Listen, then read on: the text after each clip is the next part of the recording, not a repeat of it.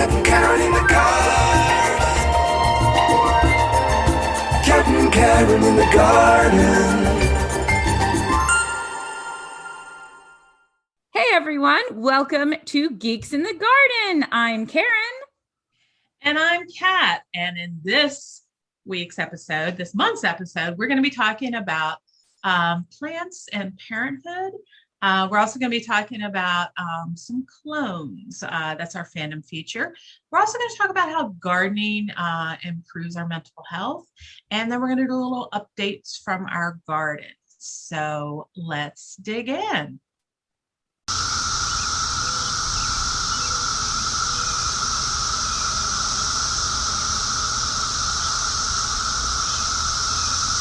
Hey, Karen, do you hear that? I sure do. Every moment of every day. Every day, the dulcet sounds of male cicadas wanting girlfriends. They are kind of loud little buggers, aren't they? They sure are. They are everywhere right now. They are in their height, and boy, you cannot go outside without seeing them and hearing them and feeling them. They like to fly into my ponytail and just get stuck there for a little bit, which isn't my favorite part, but they're pretty cute. I was going to say, for those of you listening and you don't know what we're talking about, we live in one of the states that is being visited by Route 10. We talked about it in our March episode. It is crazy town. Karen's house is covered in them. I'd say there's thousands of cicadas, right? For sure. Any plant you happen to look at, it will have a cicada on it at least. Yeah. That's right. It's fine, except for when I see them I have seen them ovipositing. That's when they stick their little ovipositor, the females do, into the tree trunks, or the tree branches rather, and they actually make a little slit, and I've seen them do it, and I will not lie, that does make me very itchy and break into hives, because you know I love my trees, but hopefully the netting is primarily working. They are clever little things for being as clumsy as they are, and they have gotten into any holes in the netting that I have, so I'm kind of fighting that battle continually. Also, I found that some of the trees are being a little stunted by the netting, so some of them I had to take it off. It's a whole daily process. It's like a part-time job, basically, dealing with that's right. And if you see our Instas, Karen's been posting photos of some cicadas, so but we just thought we'd share the sounds that we are hearing every moment of the day for those of you who don't live in cicada land right now. So. So May is when we celebrate mothers, and June is when we tip our collective hats to fathers. But what about our fellow parents in the plant world? I know I feel a certain kinship with a tree laden with fruit, for example. There are a couple of peach trees near my house that are totally spry most of the year, but when they're full of peaches, they sag and droop uncomfortably, just like me in my third trimesters. Just, so heavy. I feel that way sometimes even now. So reproducing via seeds that spread by fruit is one way plants have their babies, and props to plants in this case. They are just so darn trusting, sending off their little life packages hither and yon. I get hives just thinking of my daughter at sleepaway camp. But it does bear some thought that these little embryos in a seed coating are technically alive, though dormant. Most, of course, will never make it because nature is cruel. Of course, while we humans are fairly limited in our reproductive techniques, plants are notably more creative. In addition to producing seeds, which are the very end of a life cycle, some plants are what's called geophytes. That is, they have an underground storage organ. Saying that that way is pretty gross, storage organ, but really... I know it's gross, right? Nothing is good. But really what that means is bulbs as well as corms, tubers, and rhizomes. Those little brown balls that are actually full-fledged plants with the superpower of blooming when conditions are right and retreating when they're not, reserving energy and water. Some are tubers like dahlias, and they don't multiply. Others, like lily of the valley, grow from rhizomes that spread all over the place underground. And then there are plants that decide to do this spreading up in the air where everybody can see it. This means making something with the adorable name of plantlet. I love that. Looking at you, spider plants, who have the remarkable trait of making plantlets or tiny little versions of itself on the end of specialized stems called stolons. Imagine if you found a miniature version of yourself growing on the end of your index finger. You just plop her down in her own little house someplace, and there you go. You're a mom without the epidural and sitz baths, right?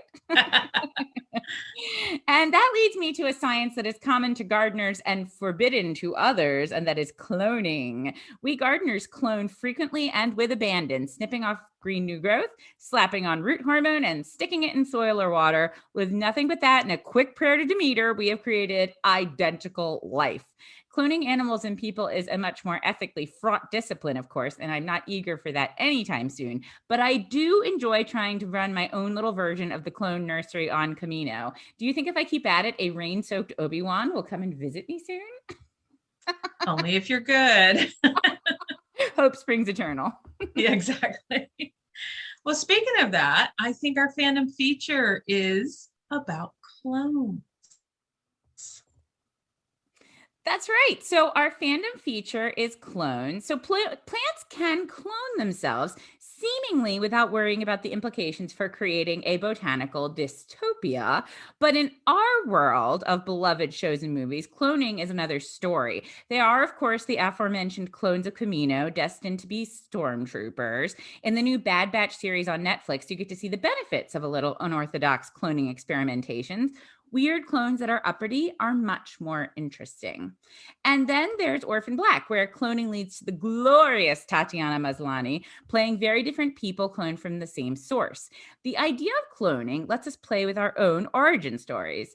Are we truly unique? What makes us us? Who has the right to tell us what to do and how to live our lives? Sometimes I envy plants and trees for their seeming lack of stress about these deeper questions of life. Of course, we honestly have no idea if they are angsting out there. Maybe my rose bush looks over at the cutting I took in the pot across the lawn and thinks, who am I if not that branch? I was thinking of that because of my, I was doing the same with my succulents. I've taken a little bit of them and I'm like, I'm sorry, I'm taking of you to make another, but. They care. I think I would, but they seem cool with it. Well, our next session, I wanted to talk about May is Mental Health Awareness Month, but as far as I'm concerned, every month should be Mental Health Awareness Month. For sure. I just want to acknowledge the place that gardening holds in improving my own mental health. Maybe it's because gardening just engages me physically and mentally. It just feels restorative cognitively and emotionally. Because I have ADD as well as a chronic pain disease, gardening can help me focus when my life is spiraling, as well as lift me up when my pain is just unbearable. The serotonin from the sun, seeing the growth and possibility of my plant babies, it's always a much better day when I've been in the garden. I know you agree, Karen. Oh, for sure. We touch base all the time about it. We've become so accustomed to multitasking and being totally plugged in during our everyday lives that gardening requires that we focus only on one thing at a time. Well, not so much with my ADD, but and that, we're really truly present in the moment. And I do try to pause in my garden and try and be very present. And my kids notice it. They see that I'm always in a good mood once I'm out digging. And if I'm being grumpy, my daughter will actually say, why don't you go out to the garden? So according to Everyday Health, Paul Kamek, PhD, a professor of psychology at Canterbury Christ Church University and University College in London, he has led multiple studies that all show horticultural activities can indeed yield mental health benefits. In a recent study, his team concluded that across multiple studies, the addition of gardening to a treatment plan for depression was linked to benefits in emotional, social, vocational, physical, and spiritual well-being. Gardening also alleviates people's depression and anxiety symptoms, according to that same research. The data showed that gardening provided a space of one's own, a meaningful activity, increased feelings of connectiveness, and improved physical and mental health, Kamek said. And a study published in the Journal of Environmental Psychology showed that just being around green space or plants for as little as 40 seconds can help lift a mood and focus afterward. So just join us and know that every time you spend time in your garden or green space is an opportunity for a mental reset. Absolutely. I completely agree. If you ever see me out standing in my yard just staring at the plants, that's why. I needed a You're little becoming me time. one. Yes, becoming one with nature. Yeah. Too bad I live on a major road and people can see me staring. But oh well, what are you going to do? Own your And I'm crazy. right on a corner, so I'm on display all the time too. That's So. right. So just wanted to follow up with a little update and news from our gardens. And while we haven't been baking and making much, we haven't done that feature for a while, I do promise that Karen has something special for next month.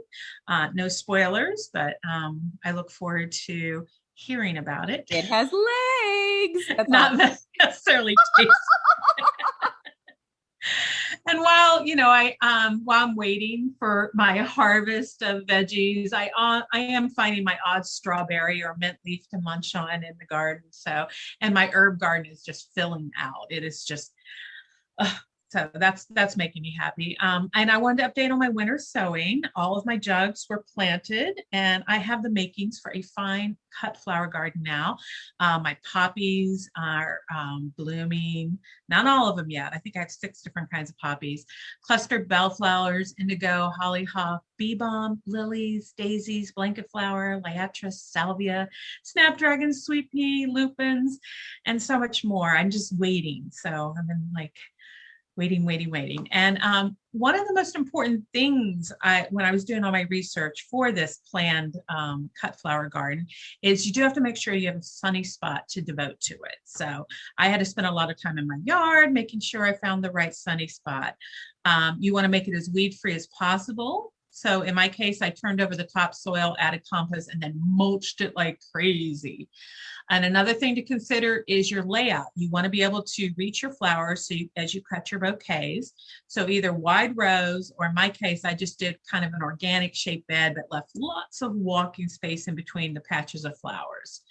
I did have a spreadsheet for the flowers, so I could group like plants together by their sun and water needs. One side of my bed does receive late afternoon shade from a tree.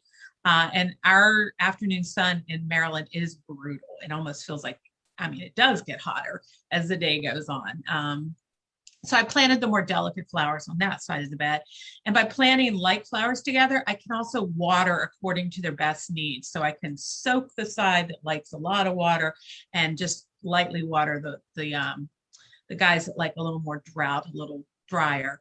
And this spreadsheet also allowed me to plan for height so that I can kind of have variable heights and some of the shorter guys in front, and also that I could plan for their sequence of bloom so that one side of the bed isn't always in bloom and the other side's died off.